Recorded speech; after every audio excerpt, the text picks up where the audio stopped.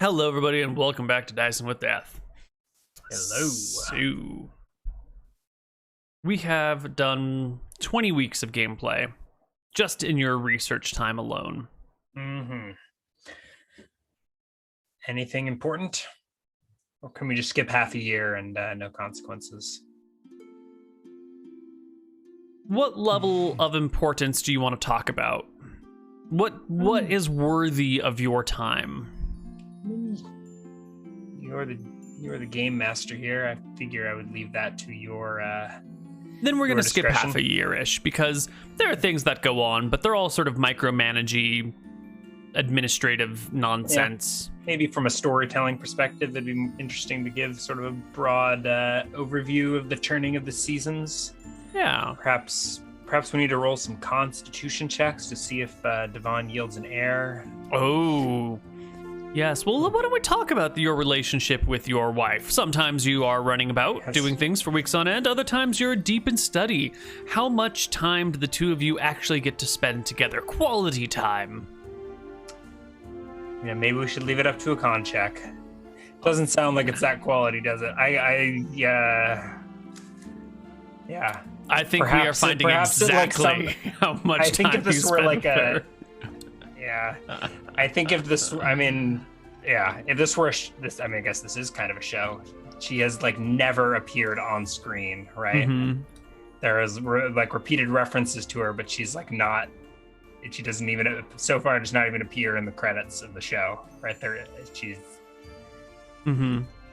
They haven't even cast an actress for her because she, her only appearance is on like the back of the coins and right, and references to stuff Devon does off screen. Mm-hmm. Which may not be entirely reflective of their relationship, but there's only so much flirting that we can do together over the last 20 years before it gets we're done. awkward. Qualnir used it all up. Yep. It's over. Never again. So why don't you give us that air check? Oh, yeah. We're just going to sum it up in one constitution check? Is that what we're thinking? We'll sum up the 20 weeks. Yeah. Devon is too virile. Somewhere in this time, Devon's wife, off screen, becomes pregnant. We've sort of lost what season it is because we've been doing so much time skipping. So why don't you give me a D12 to see what month your child will be born in? Should we roll a 5? Nay. And the child is Ryan. We'll need a D 30 days in September, April, June, and we'll need a D31. What time is the campaign in right now? That's 10th of May. So we must be in late fall? Sort of like late November, I think, by this point in time. Okay. Yeah, I think that gives her enough time to begin to show. And that gives us about like 7 months before Devon is forced to retire and this campaign's over. Why would that happen? You're going to be an absentee father just like Van Helsing. We never met his wife either, did we? Only very briefly. I think she had a few spoken lines. And then the actress had a problem with her contract, and so she was just written out of the rest of the show. Yep. Yeah. There may have been a scene where you berated Van Helsing for being a terrible father, right? Mm-hmm. Mm-hmm. But it's, like Natalie Portman in the MCU, where they just like, oh yeah, we just broke up, moving on. Don't care about her no more. Yeah. Great. All right. Well, as winter is approaching, the Red Hills are faring quite well. We've already mentioned Shelter Bay's progress, where they've got their piers up and most of the houses are built, but they're carving things out of the earth, so that takes a little while. The serpent deity, or demigod, or spirit over near Shelter Bay has been showered with gifts. and things there seem to go well. There are small series of earthquakes from time to time that give useful fault lines running through sections of what will become Shelter Bay. Platos has swelled the banks of the river coming out of Necrot, coming out of your Quanot, and it is now a hefty flowing river instead of just a trickling creek. Little paddies for rice or other vegetation have grown up on the sides, and there's a little bit of terrace farming going. At the moment, people are still like hauling water up to the terraces. There's not mechanical infrastructure to do this, but that's great because it provides lots of jobs for all of the new people moving to Necrot. The population is ballooning somewhat, mostly from the other nearby villages. The youngsters are moving out to Necrot to find some work, get some money to bring back home, and there are the occasional folks coming from overseas who have heard about this wondrous land and came to visit. It's almost entirely the local villages that you can see on the map, if the map were up for everyone to see. Yeah. Your drunken uncle has indeed created functioning vineyards. And the wine has been bottled. I think the very first batch of wine, after it has been left to rest and ferment, was bottled this year. And so you have your very first batch of Necrotian mountain wine. Has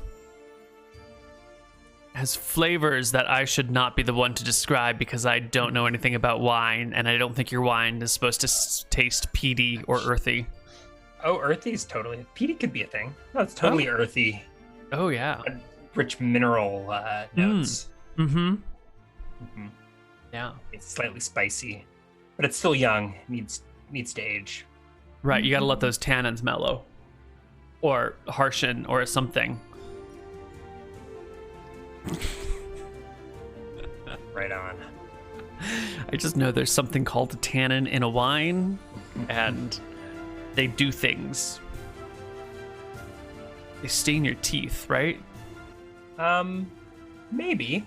Tannins are like the bitter compound, like tanninic acid, I think, and there's related. I don't know. I know marginally more than you. I've seen your house. Your wine comes in a box, Ryan. There are bottles of wine in this house right now, but oh, that's true. There are lots of them. I've seen them. Well, for now there are. We'll drink through them and need to go buy a box soon enough. Yeah. Nice. Devon takes some of these bottles of wine and steeps them with owl feathers for easy identify spells. Nice. So somewhere in the tower are some of these first vintage wines with like an owl feather in the bottle. For divining, for identification. Great. What did we? What became of the visiting scholar of Cycla? She hung around for a few days and then took off after only a few days.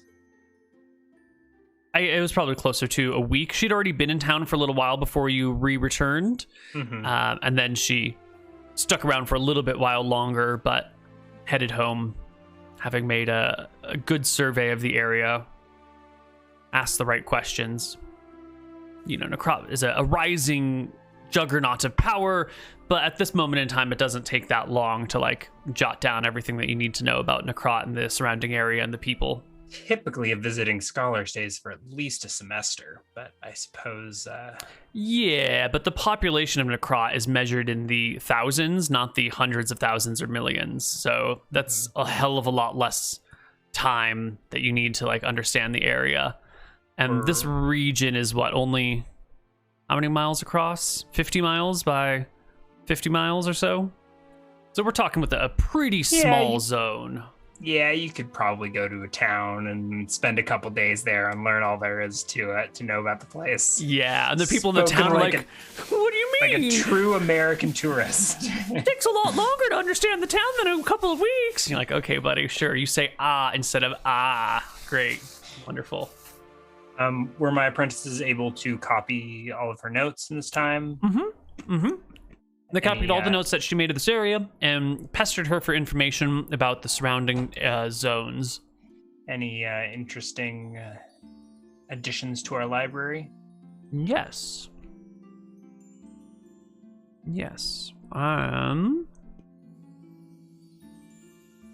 I will give you the whole world, or not world, but zone map. Cool.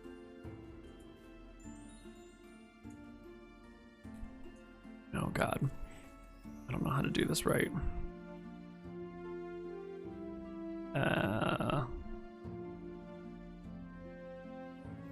I will give it to you later.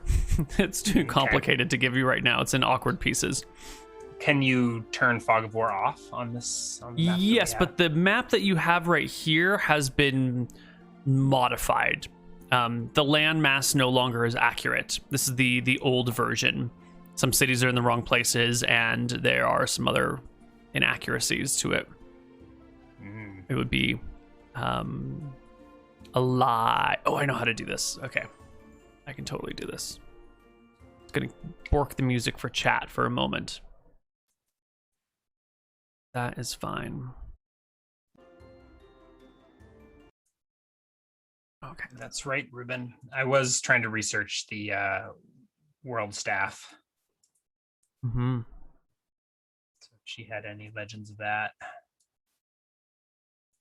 would have been interesting. I forgot to bring it up with her, but let me just get you the map, and then I can. One thing at a time. The man can't multitask. I only have so much brain power. So much.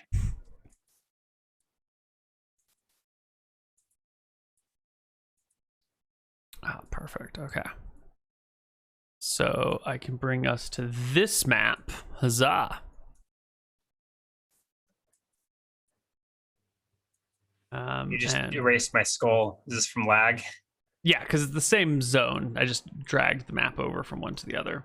And then we'll have to we'll have to replace all of the little Bravoian markers and details. Oh. It's fine. This is another page, right? Or did you just save over everything? No, it's another page. So it's an easy enough to...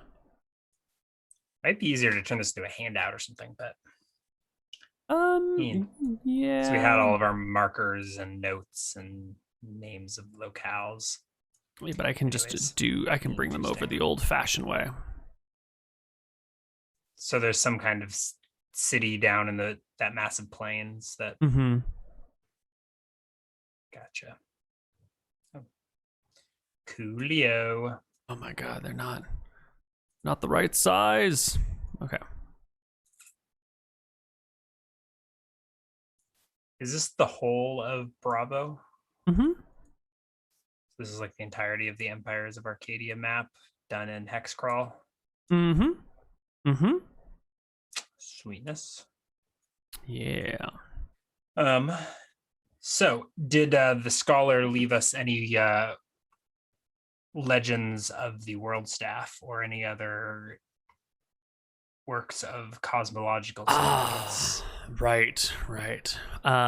Let's see. The world staff, she has heard people talking about it. Primarily, these rumors come from the Elven lands, which she has had not a lot of occasion to explore, but a little bit of occasion to explore. The elves speak of a world staff that I guess you would just call it is the world in one very real sense. It's like the core of the world. It's what makes it turn. It's what powers the elements. It's what inevitably fuels people and powers them.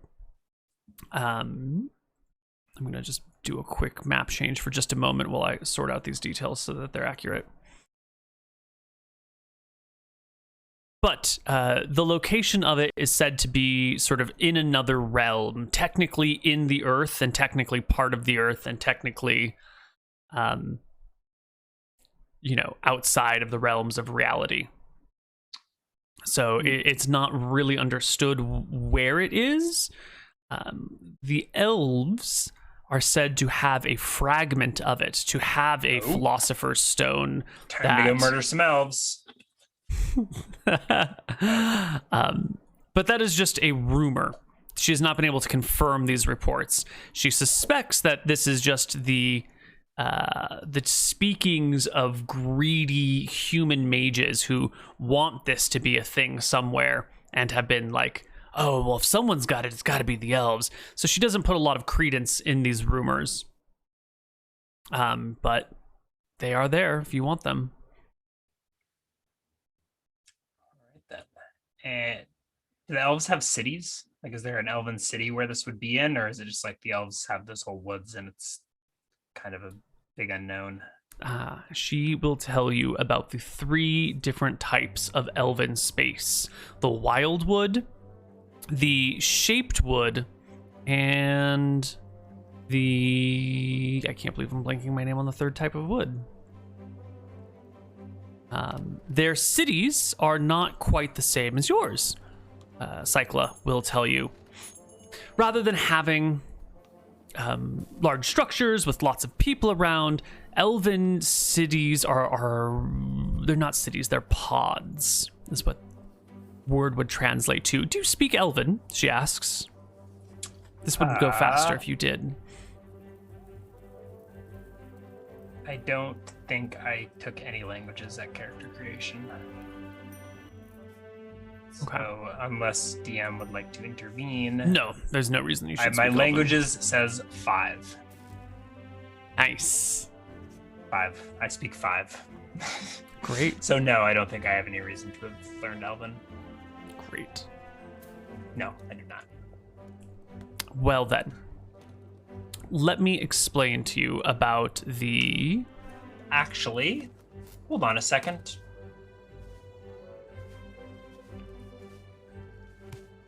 I need concentration.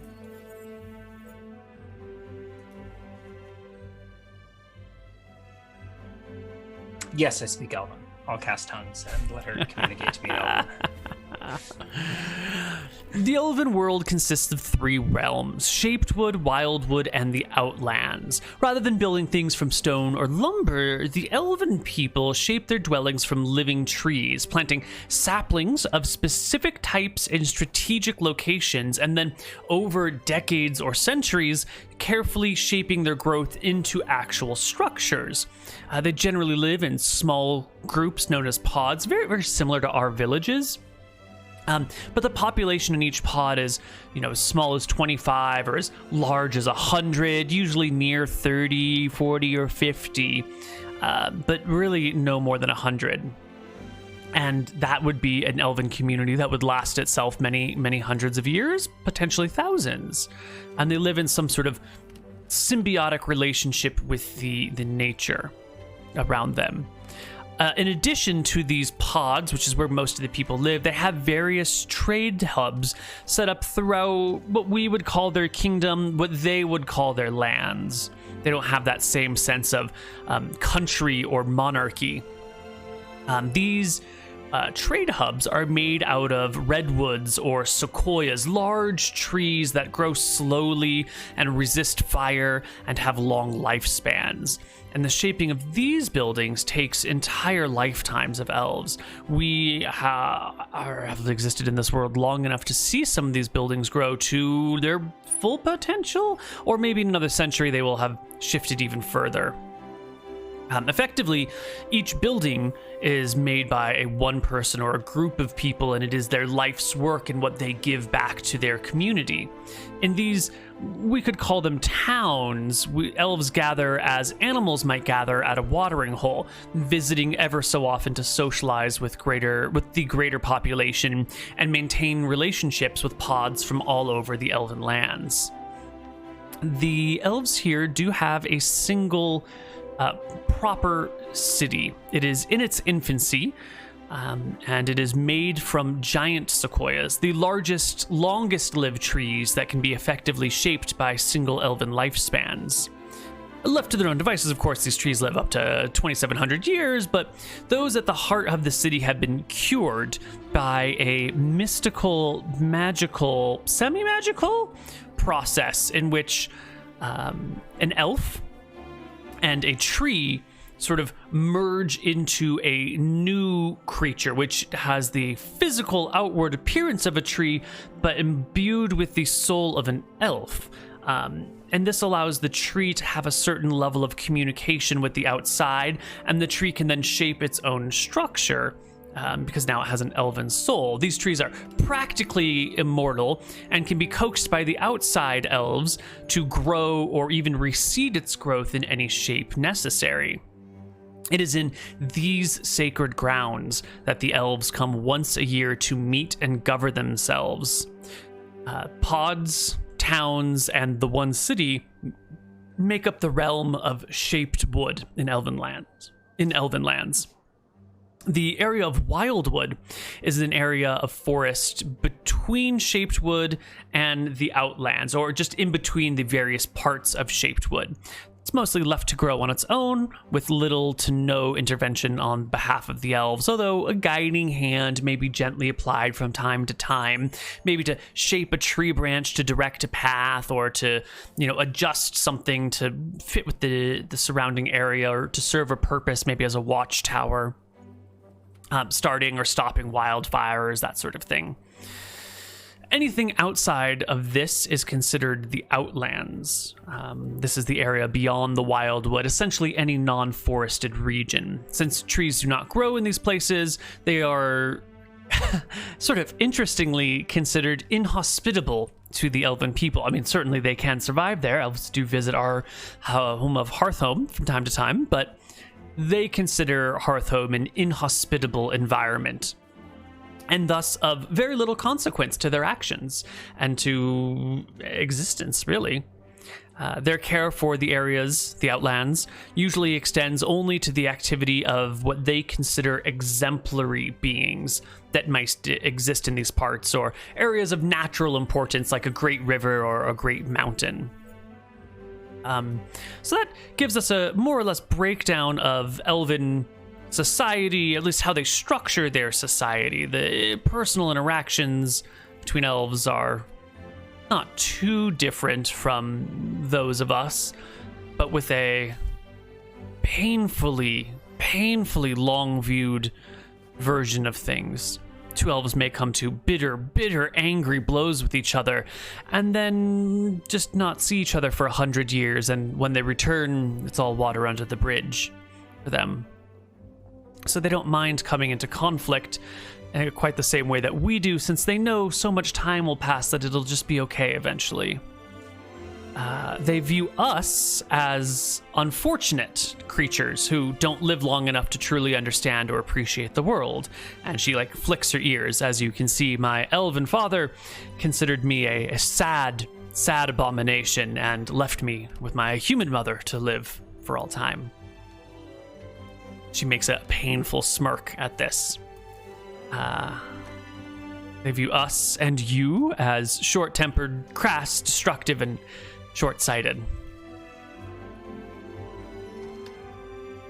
So we're in the outlands now? They would call this the outlands? Mm-hmm. They would call this inhospitable outlands, especially this region. This rough, hilly, hot climate, small, shrubby trees. One thing you will never have to worry is an elven invasion. Well, very well.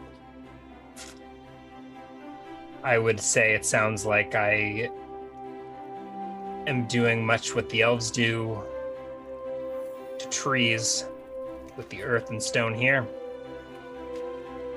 Perhaps we should call this shaped stone. Ooh, I think I broke everything.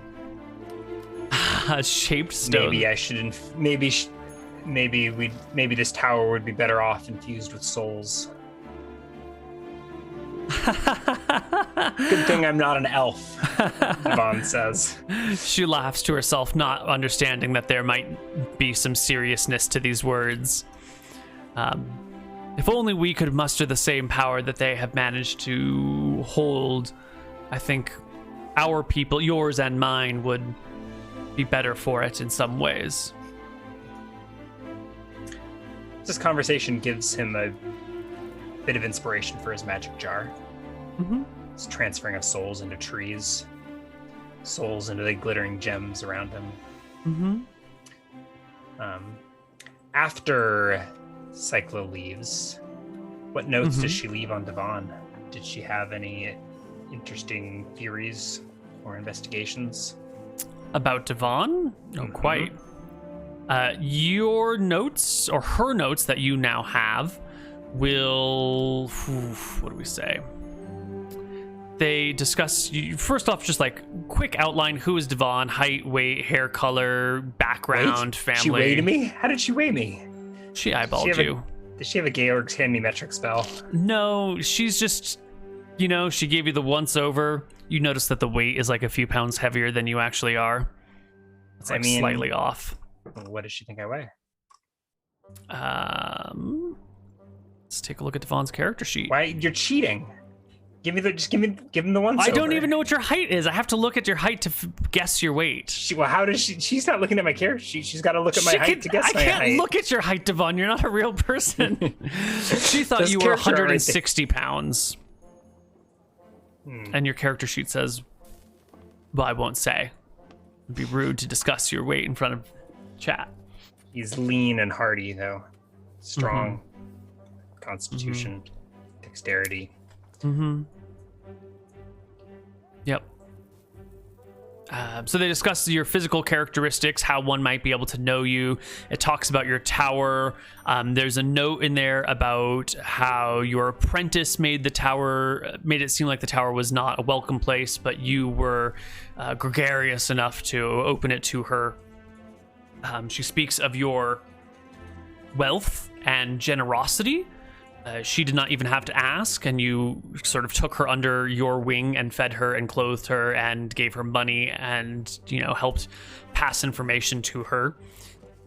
It's generally a glowing review of Necrot as like this oasis of civilization and magic and industry in an otherwise brutal, inhospitable, desolate wasteland of hills. What does her copy of the notes say? I'm just kidding. This is probably transcribed by Cassandra, so presumably it's what she wrote. Yeah. Someone was just like looking over her shoulder, copying down as she wrote. There's no weird footnote where she speculates that I'm, I don't know, where she interviews my parents and she's like, I bet one of the gods came and cuckolded Devon's mother or something like that. No Greek myths interspersed in there.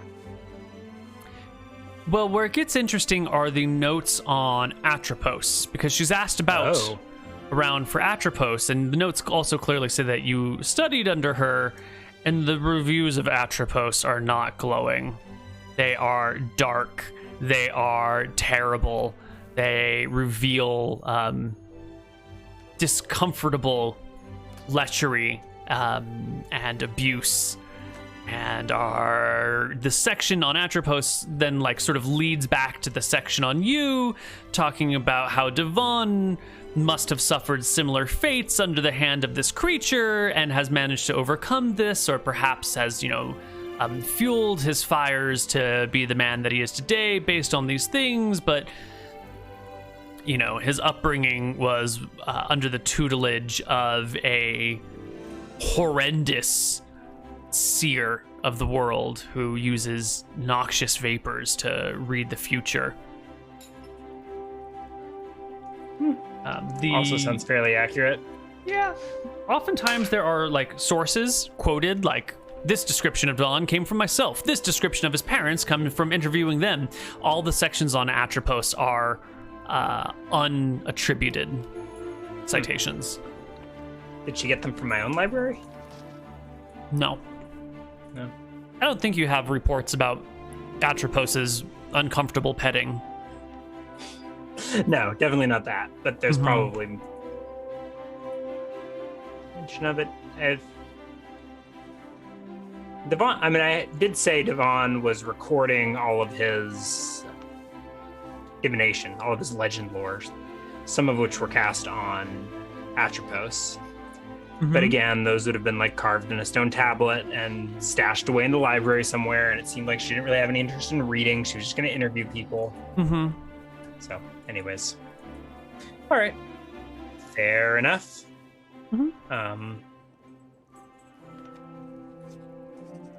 Well, Devon, what would you like to do? Let's, I mean, are we skipping ahead the full 20 weeks? And I think so. okay.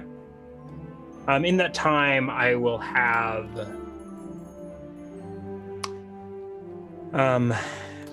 perhaps servants go out procuring gemstones, or maybe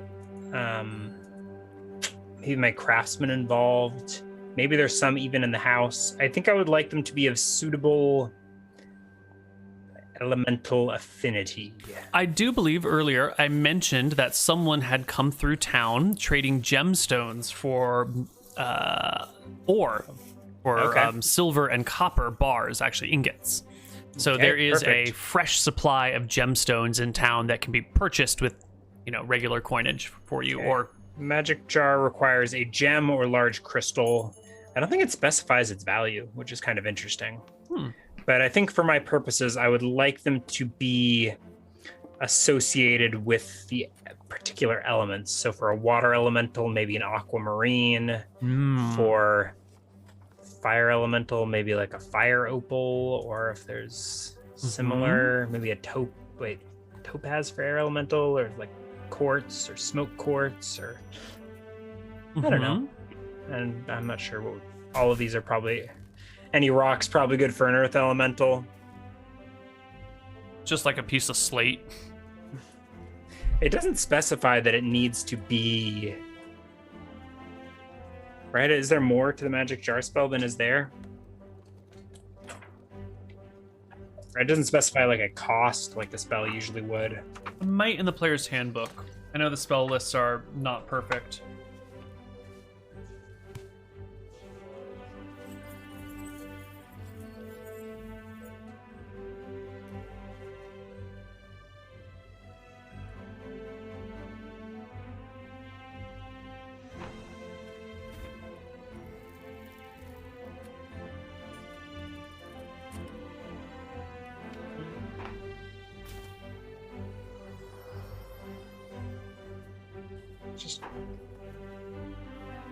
So the 3 gemstone types that are new in town, one is aquamarine, one is peridot, and one is spinel.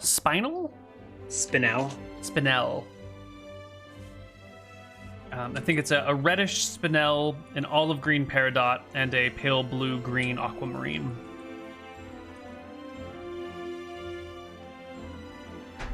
There are Black Prince's Ruby, 2 aquamarines, 4 peridots, and 4 spinels.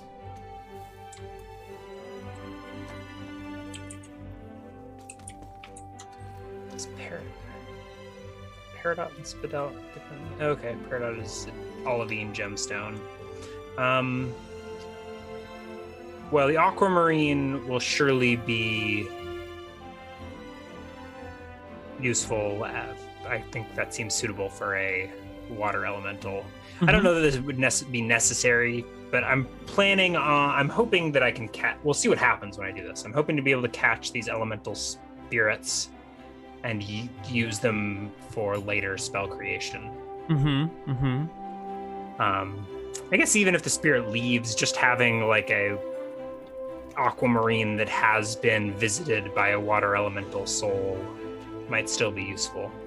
I guess I could see using the spinel for a fire elemental, maybe the peridot for an earth elemental. Okay. But it doesn't quite scream. I think I will, over this time, word will get out that I am willing to pay richly for gemstones. Mm-hmm. And maybe rumors get it, like I go to visit the gem carver and I'm like oddly particular about the kind of gemstones. Right, I don't care that the aquamarine is probably not as valuable as the others. It's right, something sentimental about it. Right. So I'm like, I send out word that I'm seeking fire opals, or like whatever other seems appropriate.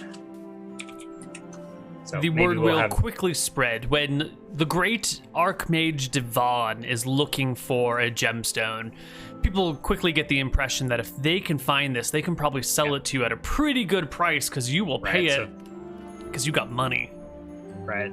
So maybe there will probably be people bringing gemstones to me thinking that they've got the perfect one and be like, get these rubies away from me. I don't want a ruby. I want fire opal is one that I've asked for in particular. Mm-hmm. I think smoke quartz seems like it'd be good for an air elemental, which is relatively worthless gemstone, but yeah, actually, I'm gonna just make a quick roll to see if some smoke quartz can be found.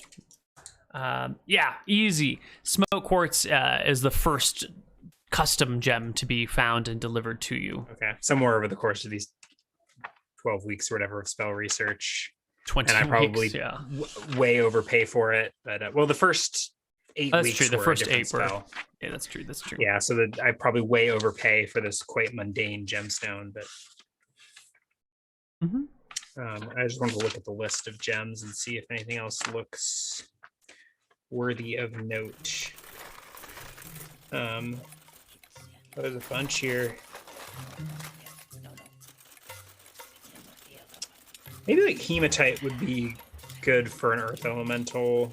Oh yeah, that's also relatively Obsidian. cheap. Turquoise could have also been a water elemental, but we got some. I don't know what the heck rock crystal is. Smoke quartz is semi-precious. Look at this.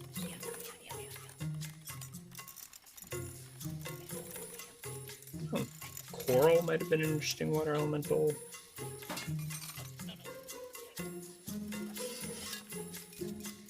Well, fire opals are apparently expensive on here.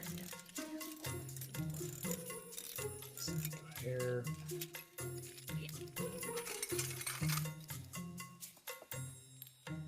Emerald. I'm not sure about the earth elemental. Maybe onyx, maybe hematite, maybe even that peridot or something. But I think we'll start with this aquamarine and maybe the quartz. I don't know. Well, let's see. Not sure which one I'm feeling, but we'll take these. And I think we will do this at the magic circle, just because it seems like a auspicious place to do summoning. And what are you doing here? How does this work? We'll gather the apprentices. We'll make sure we've got a dispel magic scrolls handy. Although that could really screw things up. You can dispel magic and like break the magic jar and kill the wizard who casts it, or dispel magic and like break the connection with the elemental and ruin everything. So the plan is to conjure an elemental, magic jar. Do we want to hear the plan first, or should we just take it round by round and throw you for a loop? I'm down to just experiment if you want. I thought the plan might be nice for chat, but you want to No, we can just maybe them. set the scene.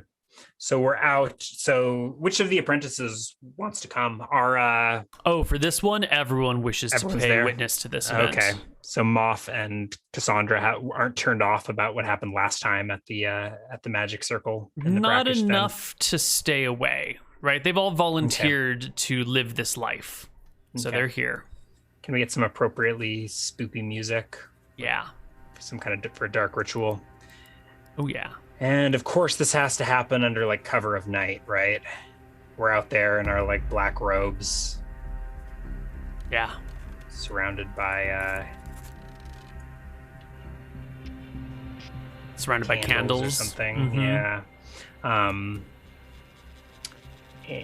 And I wanted to take a look at the Elemental Conjuring and see which one, whether air or water will be first, and what materials we need. There's water in the brackish fen, so I think I could just pull up an earth elemental or a water elemental, an air elemental burning incense. That seems more appropriate for the ritual, right? So we're gonna go ahead, and there's candles and burning incense, and a coven of 3 witches gathered at this magic circle. And then their master Devon emerges from the staircase below. The candles are set. The flames flicker in the relatively still air of the brackish fen. You can hear the bugs and insects and the frogs all around you croaking out into the night. Oh, whoa. Conjure Elemental takes a full turn. I didn't... That's... it lasts 1 turn per level. I totally misunderstood this spell. Well, then. Just checking at the end of the second. Every round, can you dispel it? I mean, I guess... Okay, whatever. We misunderstood the spell last time. That's a long 90 minutes. But then you've got a 5% chance every round of losing it. And I don't think you can dispel it. The elemental remains in its form until destroyed due to damage or the spell's duration expires. Okay, so we kind of breezed over that last. Well, I thought it was round. I thought it was 1 round and 1 round per level. So that means if you're a high-level wizard, your elemental will eventually break free of you and you will have to destroy it. Yeah. Or you could, like, command it to leave. Yeah. I guess get out of here. It won't go more than 30 yards per level away. I don't know. Interesting consequences. In any case, that does seem more interesting that it's a 10-minute ritual to conjure this elemental. So Devon lights the incense, incants some words, waves his arms around, and I would like to read the description of an air elemental. I think a breeze picks up.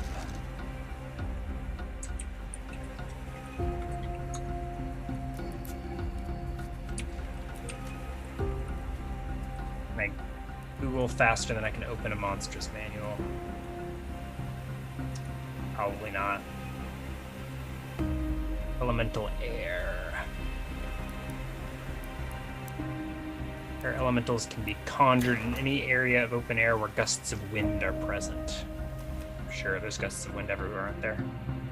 Air elementals appear as an amorphous shifting cloud when it answers its summons to the prime materia plane. They rarely speak, but their language can be heard in the high-pitched shriek of a tornado or the low moan of a midnight storm. I bet we waited for a dark and stormy night out here in the brackish fen, right? Then the candles flicker vigorously in the gusting winds. Apprentices are constantly relighting torches, trying to seem cool while they can't manage to keep their candle lit. All right, and then a whirlwind forms, probably blowing out all of their candles as this air elemental is summoned. I've got 1 round for free, so I can get the magic jar off spell before I have to start rolling to make sure it doesn't turn on me. Excellent. Let's see. Air elemental forms before you, spinning in on itself, confined to the realm of the magic circle in which it is cast, creating a blustering, larger than a dust devil, smaller than a tornado. That's 8 feet. These are fast boys. 36 fly speed. They do 2d10 points of damage with focused blasts of air. In the air, they do more. And I can turn into a whirlwind.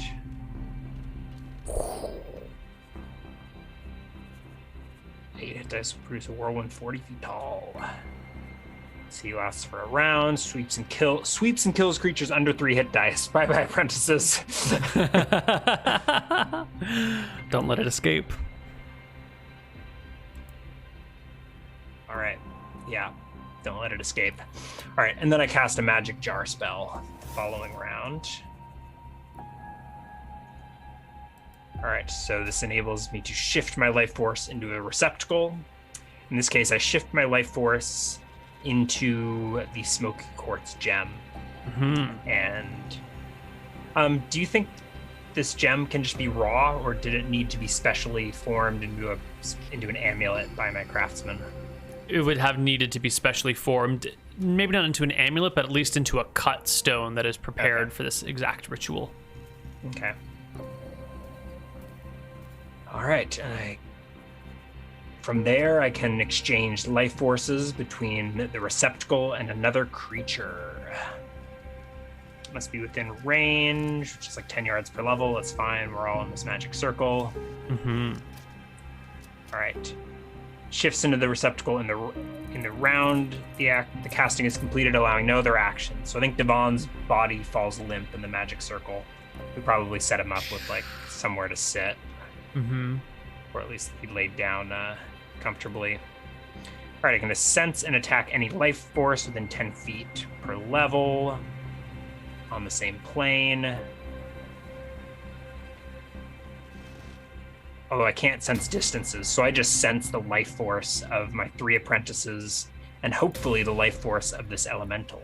Yes, and the life force of the elemental is clearly the strongest in the area. Mm-hmm. It's the easiest to see, quote unquote, in the area. And an attempt to take over a host requires a full round. So the following round, I am attempting to take over the air elemental, rolling a d20 and hoping I don't get a 1. Okay, so I've got a chance. Let's see. Do I have... This might be easier from the book. Yeah. Requires a full round. Saving throw is modified by subtracting the combined intelligence and wisdom scores of the target from those of the wizard. I think I utterly destroy this guy in terms of wisdom and intelligence. I don't know what his wisdom is, but his intelligence is no more than 7. Yeah, wisdom is probably in the realm of 12 at most. My combined int and wisdom is 29. So 12 and 7 is 18. At most 19, so it's a difference of 10. 9 to 12 is a -2, so it gets a saving throw at -2. Oh, wait, hold on. Difference. Okay, yeah.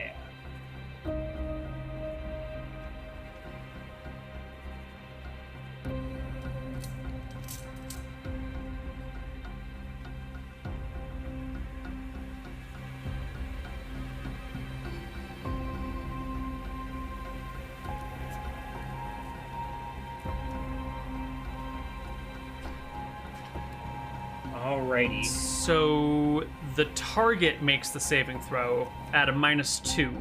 Correct. So I need the air elemental to make a saving throw at -2. Okay. And I think I can try this every single round. The danger here is that the earth elemental gets mad and turns on us. Alrighty. It rolls a 7. Including the -2? No, just a flat 7. I gotta look up the... I guess that makes it a 5. It's an 8. It's an 8 hit die creature. So there's no way that it's gonna pass that. I think spell mine is 9, but I'm a wizard. Yeah. Warrior, 8 hit die, saving throw versus spell 13, and it rolls a modified 5. It fails its saving throw. How familiar are you with the magic jar spell? Very unfamiliar. Okay. I wasn't sure if this would work, but what happens? How do you feel about a wizard taking, like, does an elemental have a soul? It How do you feel absolutely about does. a wizard taking over the form of an elemental?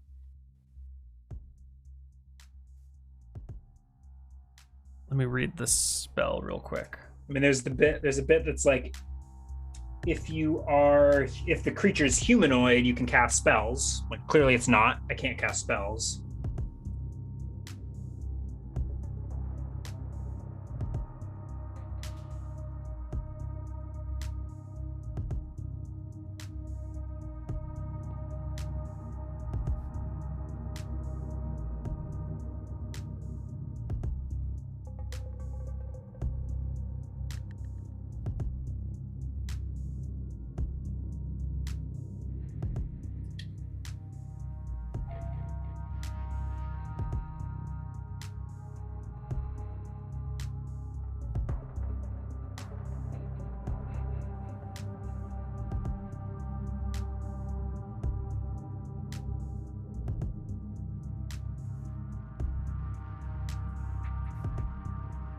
Come on, Neal, you've had like a month to read up on this. I'm just kidding.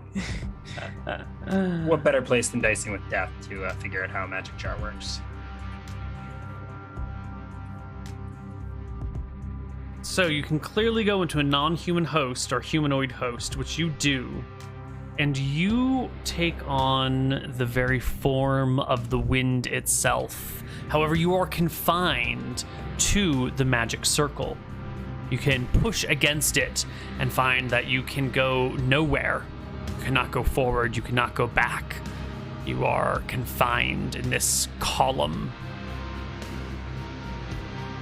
There's a cracking of thunder. And Devon shouts out, "I am the wind."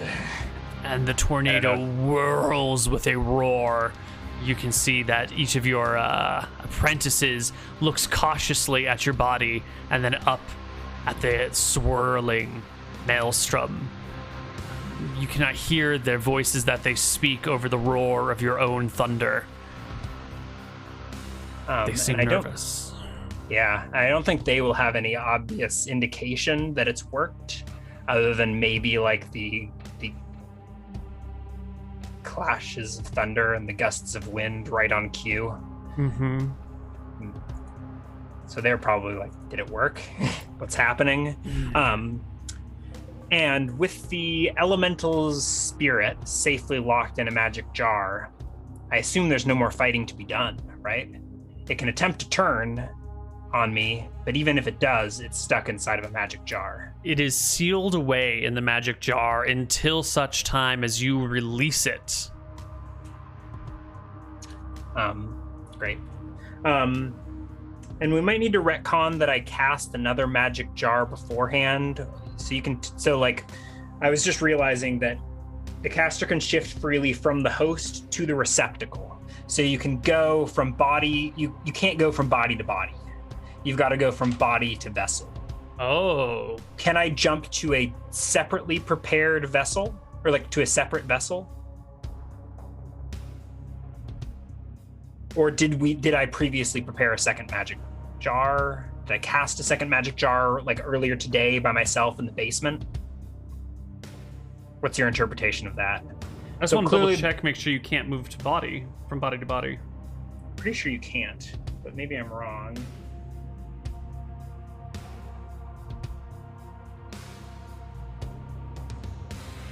Oh wait, let's see. Two fighters take a giant. The caster can determine there are three stronger. The caster could take over either strong.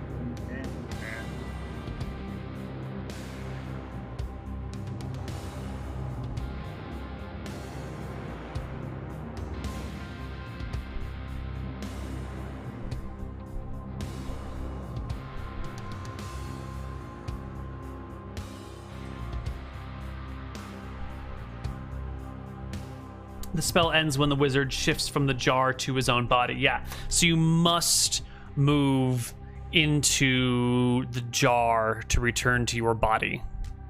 Can I have a second jar handy? Or do we want to retcon that I prepared a second jar? Yeah. Because my plan now is to jump to a second jar and then jump back to my body and have an elemental soul trapped in a gem. Which Yeah. Does this require a second casting of a magic jar? It probably did. So I think it does. It requires 2 magic jars that you are attuned to at the same time, and then you force the elemental into 1 magic jar when you take over its body, and then you return to your other receptacle, leaving, if this were an air elemental, or if this were like an ogre, then you just leave a husk of an ogre in place as you go back to your body. I think this is going to leave an unbound elemental in the magic circle. Less than that, even, because the elemental would just leave its body behind, which is just a swirling chaos of wind in this situation. So I think it'll actually just dissipate, and you will instead have a trapped elemental in a jar. So do you want to retcon? So I'm thinking Devon couldn't... I think what I needed to do is use a magic jar and take over the body of one of my apprentices for the second magic jar. Because if I go back to my original body, the spell ends. So is this an experiment that we're gonna end here and be like, okay, I really need a second magic jar prepared? Or do you want to retcon that you spent 12 weeks researching this. You would have known this ahead of time. Okay. So I think maybe this was one of, I don't know. I mean, so I think what happened is Devon isn't even there. Devon magic jars into one of his apprentices before this starts, and then using that body, he magic jars again from the apprentice's body, shifting his soul with the elemental. Right, so it's really just the 3 apprentices up in the magic circle. Devon's original body in the basement. So Devon in the basement, magic jars into an apprentice. Say Asoy. Asoy.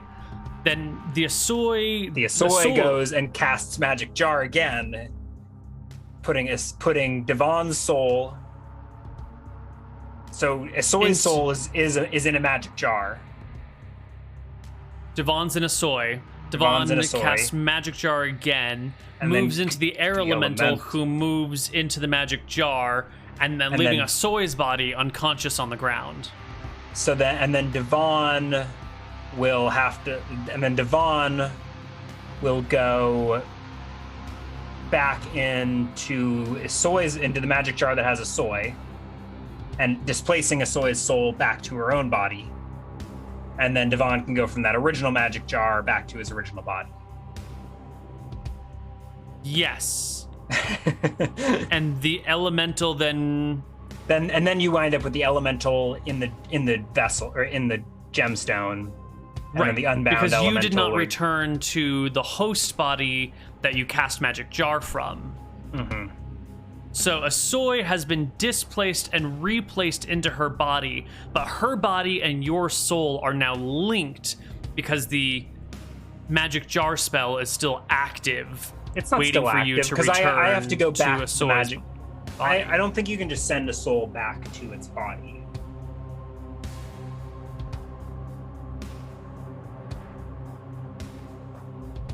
Right, because I think there's a point where Devon goes back into the first magic jar to bump Asoy back to her own body. Mm-hmm.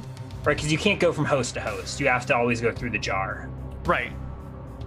So you go back into the jar. I feel like we might need a diagram, but we go. It's like it's definitely a flow chart that's needed here somewhere.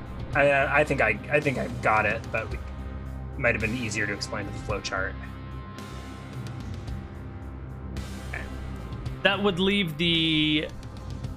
I think that would end both magic jar spells, right? Well, except for the one with the one with the elemental in it is still going. It's still going because you, at the time that you cast that, you were in Asoy's body, and so that spell will end when you return to Asoy's body. Which is why I'm saying there's a magic link between Devon's soul and Asoy's body now, via the magic jar spell. Where, it's waiting for you to return to displace the elemental. Interesting. Okay. This is confusing and may have some consequences that don't really matter, but Right, because but everyone's back in their original bodies. There's just a magic jar spell that hasn't resolved, right? Because Right. Well, Devon everyone's in never their went bodies back except for the elemental, who is now Yeah. stuck in a gemstone. Yeah. Yeah. How do we want to play this out? Do we need to do a second ritual where we do that all properly, or do we want to? No, I think you planned this out ahead of time, and we just fumbled through it because we were rushing. I was trying to make it narratively interesting and not like explain the plan ahead of time, and Right. it turned out to Yeah. Right, so because the ritual would have just been the coven of the three witches, and Devon, the master, never even shows up until it's time to put the souls back.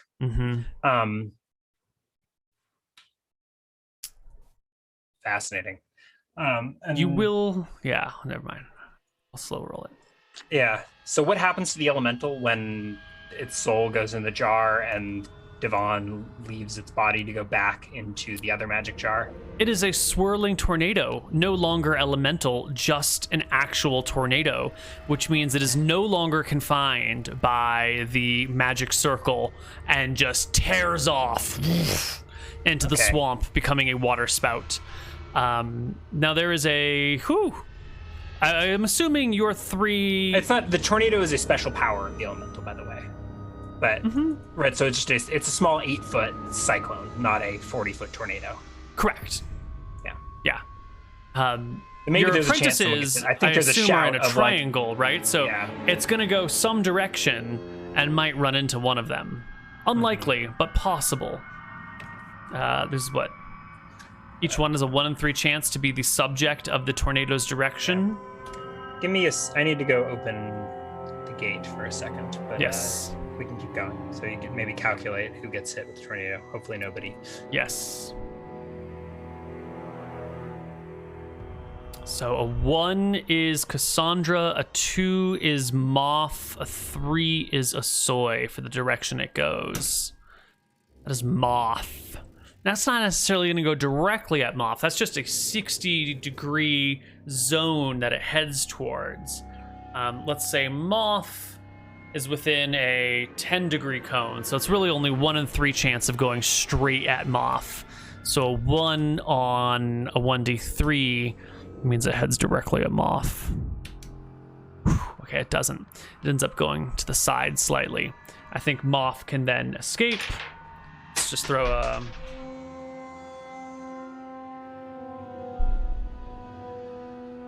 Yeah, I think it's pretty safe at that point. It's only like 8 feet. What happened? Did someone get hit with the tornado? No. The tornado sort of headed in the direction of Moth, but not directly at her. And she was able to move to the side. It swirled across the brackish fen, becoming a water spout before its own internal energy dwindled. Since it was not the construct of natural atmospheric events, it only had a short duration in which to whirl before it died out. Okay. And then as you arise from the sub-basement, you will find Soy already in concentration, casting Detect Magic. And then looking at you, and then looking at herself, like looking down at herself and tracing the space between the two of you. And her eyes go wide and shifts to the side, and her head cocks slightly. And she looks deeply concerned. I think Devon ignores her to go collect to go to the elemental gem. It's resting right where you left it. She's probably concerned about this unresolved magic jar spell and whatever that means. Yeah. Does this mean I could jump my soul back into... I thought the spell ends when you go from the magic... Okay, but I haven't gone through... The magic jar is still there with an elemental soul in it. So at any time, forever, Devon could swap his soul with the elemental soul. But then the elemental soul goes into his own body or something like that? You have entered the realm outside of what your research has shown you to work. There was only one way to know what would happen next. Yeah. And I think you have other plans for the elemental soul rather than figuring out... I don't think it's ever leaving. My question is what happens at the end of the Conjure Elemental spell? So in an hour and a half, does the soul go back to its plane? No. Or is it trapped here forever? It is trapped in the jar until released.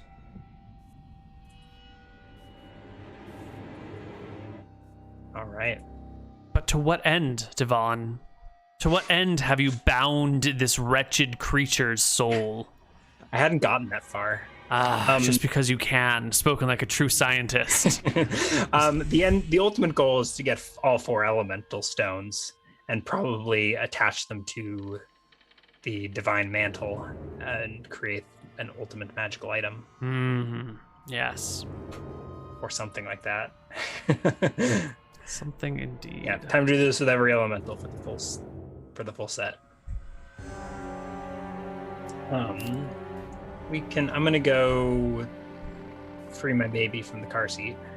Yeah, well, maybe we should be getting to a wrap up. I still have some things to do. Yeah, okay. Oh, I want to go like right this second. Go then, run. Okay, are we keeping it live? Yeah, we'll keep it live until you get back.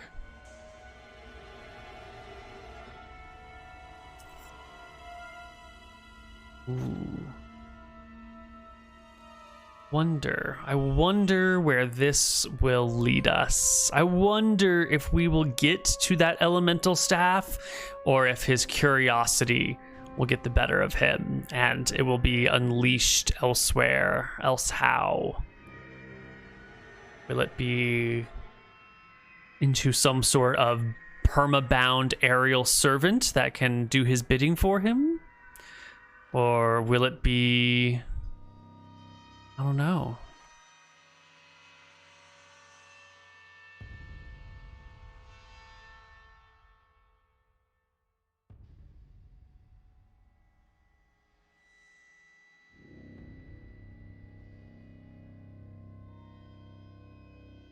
Gem is going to be a component for a magic item. Well, I mean, that's what he says right now. But you've seen the attention span of players. As soon as a better idea comes along, you know, there's the difference between intent and execution. Intent may be one thing.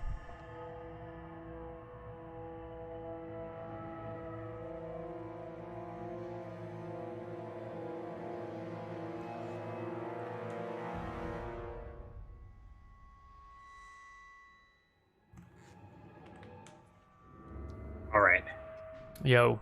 Wrap up. Yeah. So you are here with this soul.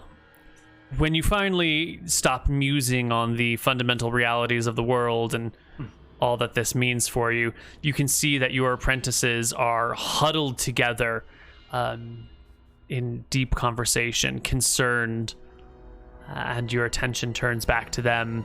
They look at you with a kind of a surreal horror.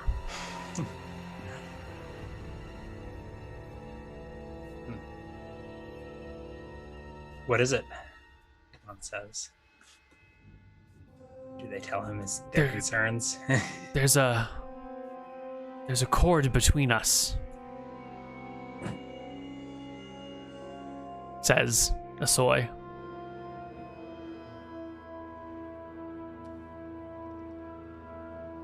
Yes, I hadn't considered this, but the first magic jar spell is not resolved. Does that mean you can take over my body at will? Devon slowly shakes his head. Any transfer must go through the jar.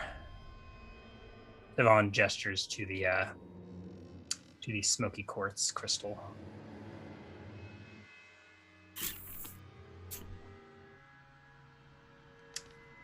And you can always resist.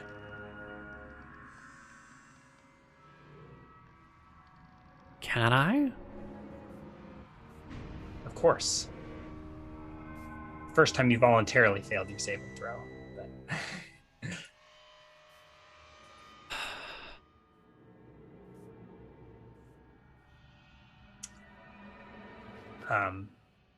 in the event of an emergency, you could always dispel magic. One of the silver scrolls, yes. But I do not know where that would leave this elemental energy. Mm-hmm. It's a risky option.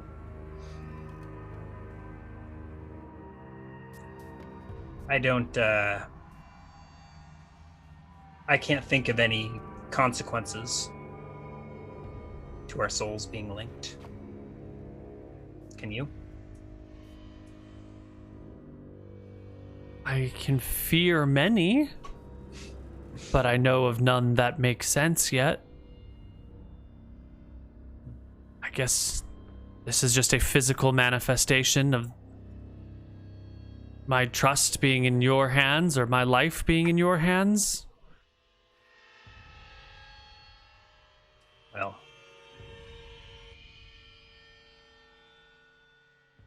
3 elements yet remain. So I think the spiritual hat trick has not yet been completed. Devon Doesn't looks that meaningfully to the next apprentices. Doesn't that mean we'll need another apprentice? Oh. Maybe. Or another willing subject? Or another less willing subject? In time. Well, I think that is enough eldritch horror for the day. The party can return to Necrot safely. Mm-hmm. And we should probably wrap up here. Pickled and elemental, basic stuff. Mm-hmm. I don't know that I could just dispel it. I'm not sure what happens if there's a way to dispel the magic jar without releasing the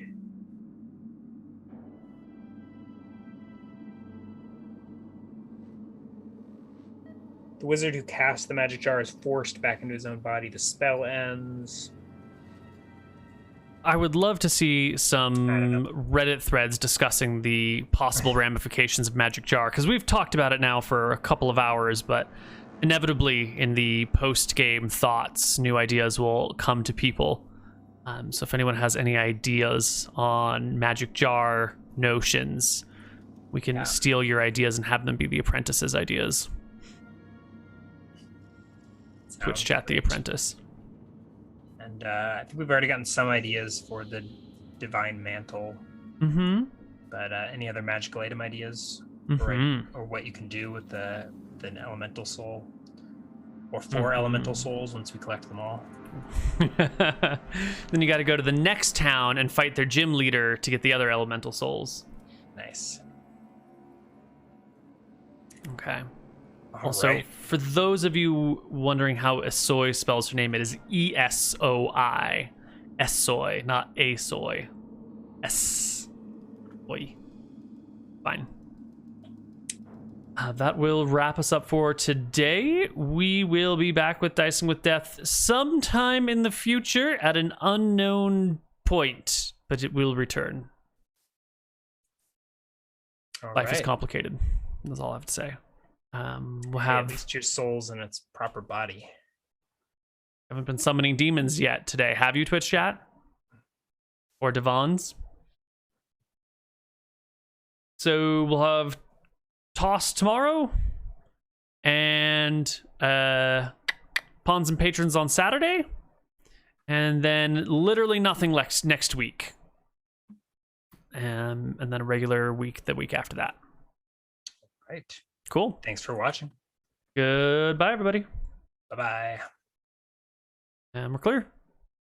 Nope, I am still talking somehow.